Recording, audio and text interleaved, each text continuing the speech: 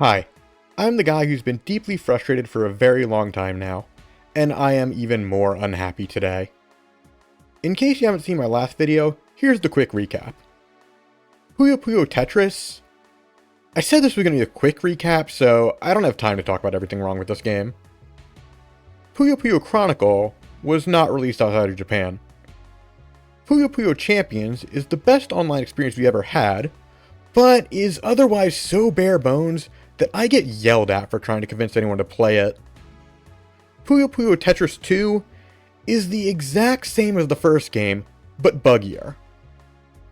Puyo Puzzle Pop was exclusive to a mobile subscription service nobody asked for, and was so dead on arrival that Sega had to fake the online with bots.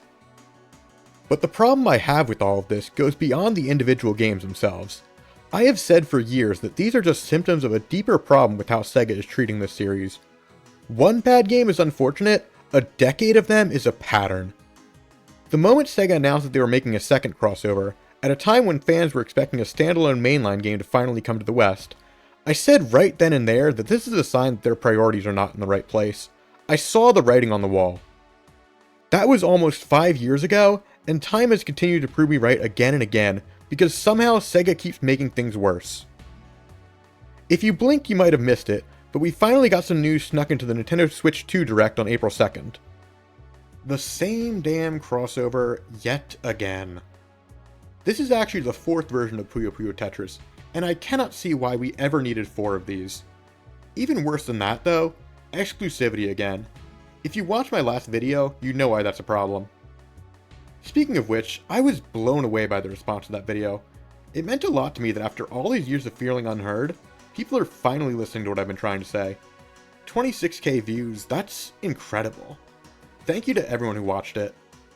But now that people are listening to me, I felt like I have to make a follow-up video to talk about this latest blunder. I have to say something. But I got stuck because I was at a loss for words. I've gone through several drafts trying to figure out what this video should be. What do I even say to this one? Maybe I should just spend the next 10 minutes screaming into the microphone? Don't worry, no screaming, I promise. But this will be a much more raw and emotional rant than my last video. And if you haven't already seen it, this is your last chance to please pause this video and go watch that one first, so you can see me being a little more level-headed before I really lose my mind today. I've practically built my brand around dunking on the crossover. I've made a name for myself being a hater. But I've said so much about what's wrong with it that I don't think I have anything left to say about the game itself at this point. Seriously, go watch my last video for that. And for all the pushback I've gotten in the past, I think we've finally crossed the point where even the biggest Sega defenders have come around to agreeing that we just don't need yet another one.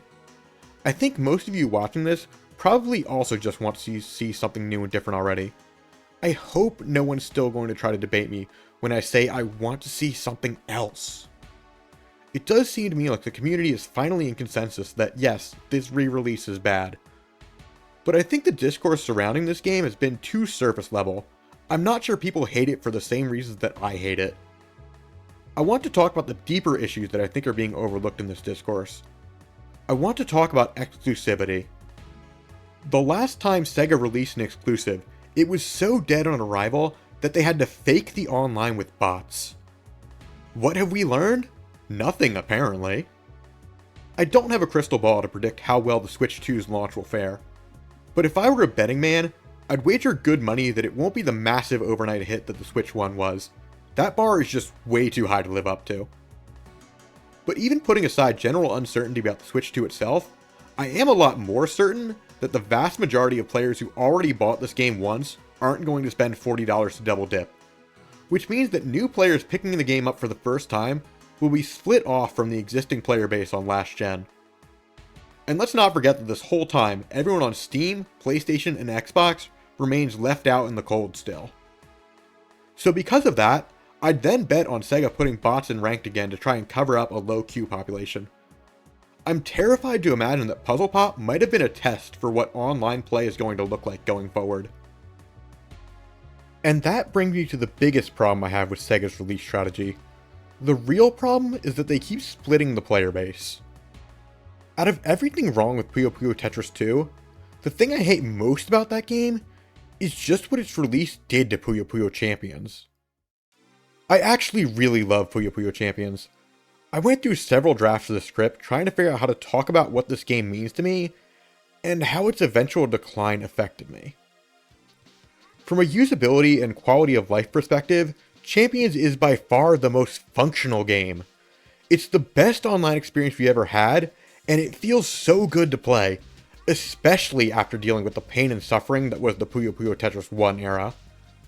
The netcode is smooth enough to play against Japan with no lag, it doesn't drop frames, Fever Mode is back, and it's the only game on modern platforms that is properly faithful to original Sue rules. I don't know how many people are aware of this, but both Puyo Puyo Tetris games are not accurate to Sue. They mess with frame data in ways that nerf aggressive play and make the game more passive and defensive. This was a problem in the first game, it was fixed in Champions, and then for some reason unfixed in the second game. That sucks, and I consider this game to be unacceptable for competitive play because of it. I firmly believe that this game should never, ever, ever be used for tournaments. Champions works, and I will not settle for a game that does not work when we have a perfectly working game right here that we could play instead. Champions was literally built for tournament play, and I insist that this game needs to remain the tournament standard. If we're not using the tournament game for tournaments, what the hell are we doing? My biggest fear had always been that the other game would kill Puyo Puyo Champions, and I feel like that's exactly what happened in the end.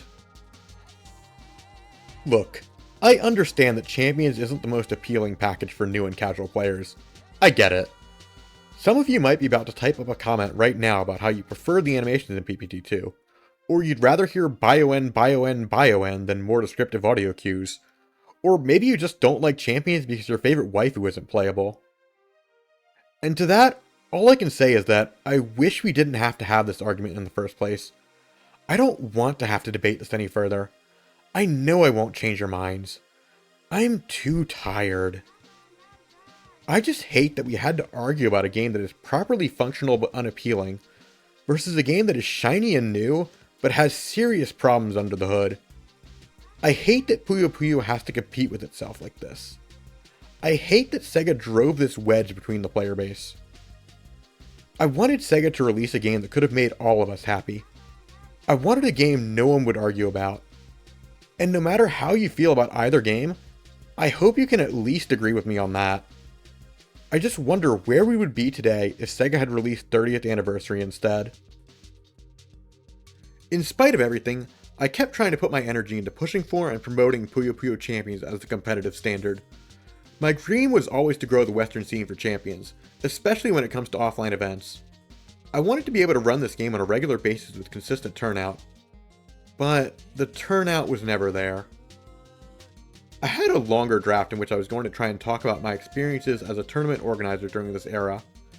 But on second thought, the details aren't important. And frankly, I kinda just don't want to have to deal with the kinds of comments I know I'll get about this era. Let's just say that I've described Puyo Puyo Champions as a game so bare bones that I get yelled at for trying to convince anyone to play it. I still love the game, but I've been made to feel alone for caring about it as much as I do. I've been made to feel like my dreams for this game can never succeed as long as the other game is in the way. And that is how I see it. The other game is in the way, holding back the game that I love. Eventually, I reached my breaking point where I felt like I had no choice but to give up on Champions.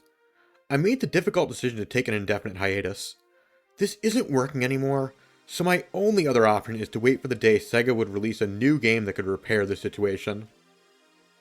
The way I see it, the only way forward is if Sega releases a game that delivers on 3 points. First, I need to see a content-complete package that is appealing to consumers and is the perfect and most obvious entry point for new players. A game that lives up to the best of what the series has had to offer in the past. I see 15th, 20th, and Chronicle as the gold standard for what Sega can deliver when they put real effort in. And I wish the West had ever gotten to see what Peak once was. More than that though, I don't just want to see Sega copy and paste the best parts of those games. I want to see something meaningfully new that moves the series forward. The last time we got something new was Skill Battle in Chronicle, And that was 9 years ago. Next, I need to see a good online experience that is suitable for competitive play. A stable 60 FPS with no lag, properly faithful to original Sue rules, lobbies that actually work, and no bots in ranked. I won't accept anything less. I don't think this is a high bar, nothing I'm asking for here should be unreasonable. But 3 out of the last 4 games Sega has released have had serious problems that I consider to be deal breakers. And even Champions is just what I would consider to be the bare minimum. There is room for improvement that I want to see. Perhaps most importantly of all, I need to see full crossplay on all major platforms. If you watched my last video, this was the point I really wanted to stress the most. I got a lot of comments on that video from those of you who play on platforms other than Switch and are unable to enjoy the game online because of that. I see you and I feel for you. A lot of potential players are being shut out of this game by what is effectively a chicken and egg problem. No one's in the queue because no one's in the queue. If the goal is to unite and grow the player base, start here so we can bring this audience in. I need to see one true definitive game with crossplay. Anything less than that isn't good enough to repair the damage the last few years have done. The longer Sega has kept us waiting, the higher the bar is for the next game to really hit it out of the park. Imagine an alternate timeline where, instead of releasing Puzzle Pop as an Apple Arcade exclusive last year, they'd sat on it and delayed it to be the Switch 2 launch title. Let's also imagine that delaying the game for a year means that Sega could take the time to polish it and add to it so that it's more than just 20th Light. Actually put some new content in it.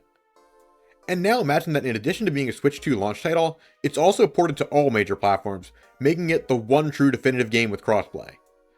Imagine where we'd be today. But that's not the timeline we're in. We're in the timeline where Puzzle Pop is so dead that Sega had to fake the online. We're in the timeline where a game that had potential was completely wasted. We're in the timeline where the Switch 2 launch title is yet another copy and paste job. We're in the timeline where the best timing to release that one true definitive game with crossplay was squandered, and if we do get any future releases in the same console generation, that will still just result in Puyo Puyo competing with itself again. But as disappointed as I am, I'm not surprised at all. I do believe that if you look at the bigger picture of how Sega is handling the series, it all makes a tragic amount of sense. I had already said from the very beginning, from the day Sega announced that they were making a second crossover instead of the 30th anniversary game I and many other fans hoped for, I said that this is a terrible sign for the future, because it shows me where Sega's priorities lie. And 5 years later, here I am telling you all that I was right. Sega believes that the best way to make money is to keep selling more Tetris.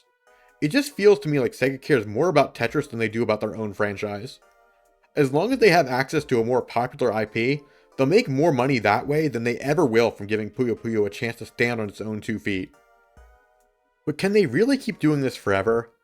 How many times will consumers accept Sega reselling the same game over and over and over? When Puyo Puyo Tetris was ported to Switch and released internationally, a large part of its success had to do with its timing.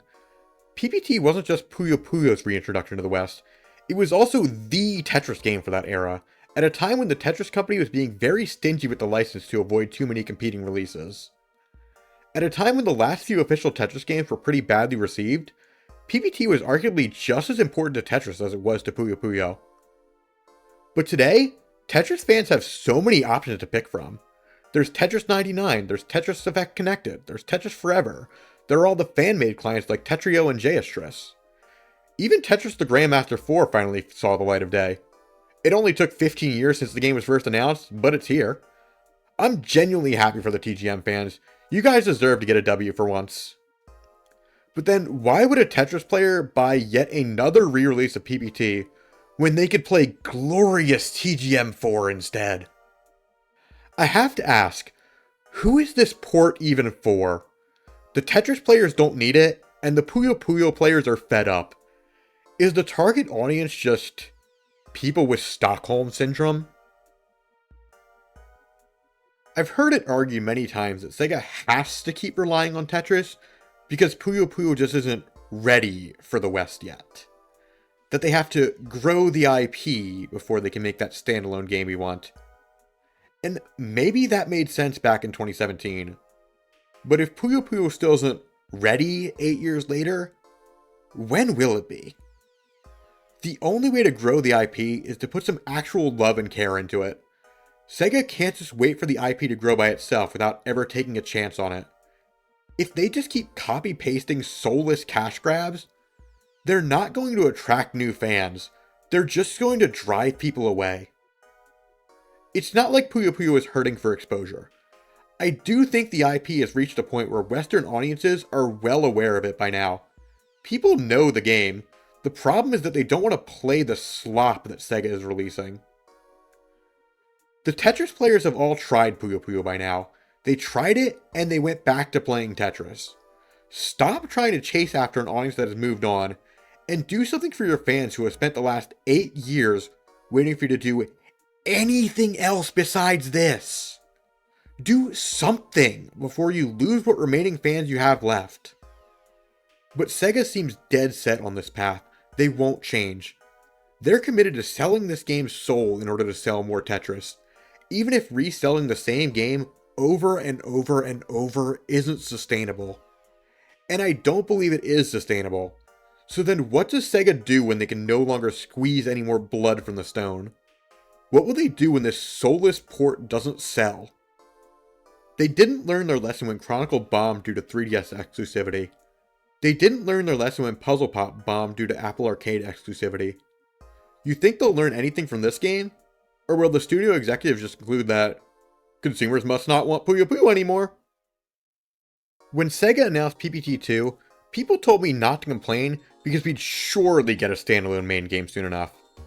When Sega announced Puzzle Pop, people told me not to complain because they'd surely port it soon. Or they'll announce another game for the Year of Puyo Puyo, which is definitely a thing that will happen. People told me over and over not to complain about the situation because surely Sega will fix it any day now. Trust me, bro.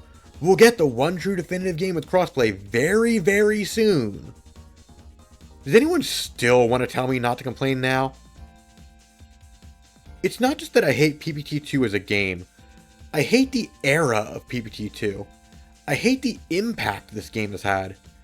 And I've waited nearly 5 years for this era to end so that things can go back to normal. I took my hiatus waiting for the day we could all move on, for the day the one true definitive game with crossplay I dreamed of would save us. But Sega has just announced this era I hate will continue for even longer. That we will continue to be stuck with a shoddy mess of a game that isn't faithful to original Sue rules, has terrible online, and keeps Puyo Puyo trapped in the shadow of a much larger IP, never getting a chance to stand on its own and be its own game. That the player base will still continue to be torn between the barren old game that works and the shiny new game that doesn't. That the player base will be even more divided now. The real kicker is that even if 2S does end up fixing some of the problems I had with PPT-2, even if it's properly accurate to Sue, even if it doesn't lag, even if the lobbies work, it won't matter because it won't have a healthy player base. Nobody's going to spend $40 on this port. I sure as hell won't. Because it's not just that I want a better game, I want a healthy player base on that game. And my idea of healthy is, well, it's the exact opposite of what Sega's doing right now. Whoever does end up buying this game will only find an empty queue, or worse, bots. And that's a serious problem that's making it increasingly difficult for new players to get into Puyo Puyo today. If you buy the wrong version, then you don't get to play online. Every time Sega releases something that isn't the one true definitive game with crossplay, this problem gets worse. For almost 5 years now, I've sat on the sideline watching the game I love slowly decay due to Sega's mismanagement. I've sat here waiting for this situation to change. To me, the announcement of PPT-2S is just an announcement that there is no end in sight, that nothing will change. So if Sega's not going to change, at this point, I honestly just wish we could all agree to go play Champions again. Sega's never going to give us anything better than this, so let's just play the best game we ever got. I just want to play the game that's faithful to Sue, the game that doesn't lag, the game that just works, damn it. I still love Champions, and I miss the days when it was the new hotness. I thought the Champions era was just a transition period that would lead up to 30th, Little did I know that it was the best we would ever have it and that it would all be downhill from here. I miss what we had in 2019, and I want to go back. All I really want at the end of the day is to play a game that works. Everything else is just a means to an end. If Champions can be successful in the West, I'd be happy with that. My dream was, and still is, to play it offline, in a bracket far bigger than the single-digit player count we had at Combo Breaker 2022. I look at the competitive scenes for games like Exard, Third Strike, Melty Blood, games that are past their prime, but still have dedicated scenes keeping them alive long after the publisher has moved on to new products. And I'm jealous as hell, because I wish we could do that for Champions. But those are all games that are much more visibly different from their successors. An outside observer can easily tell what the appeal is. But I'll bet that the majority of you watching this video had no idea what the difference between PPC and PPT2 was. I'll even bet that many of you still won't care even now that I've explained it. I still fantasize about the idea of a serious revival for PPC, but I know in my heart that it isn't viable because I just can't convince people to care about Champions as much as I do. I did try. I tried so hard, but I walked away from Combo Breaker 2022 feeling like that was my last chance to prove that Champions could succeed in the West, and that I had failed. As I said before, my biggest fear was that the other game would kill PPC, and I feel like that is where we are today. As long as Puyo has to compete with itself, that is what will always hold it back. And so I have sat here waiting for the day that one true definitive game with crossplay will offer a chance to start over anew, because I don't think there's any other way forward but that. But at this rate, I can't keep waiting forever for a game Sega clearly doesn't want to make. The things that I want out of this game are fundamentally at odds with the direction they're taking the series. I want Puyo to be able to stand on its own, but Sega just wants to sell more Tetris. I have said for years that their priorities are wrong, and I do feel that I have been proven right over and over and over. I can't get what I want out of Champions, but I don't expect Sega to ever make a game that is better than Champions. And I just don't know how to handle the frustration that has boiled inside me all these years. I still love this game, but I don't love what it has become. And I feel like I'm never going to get the game that I loved back.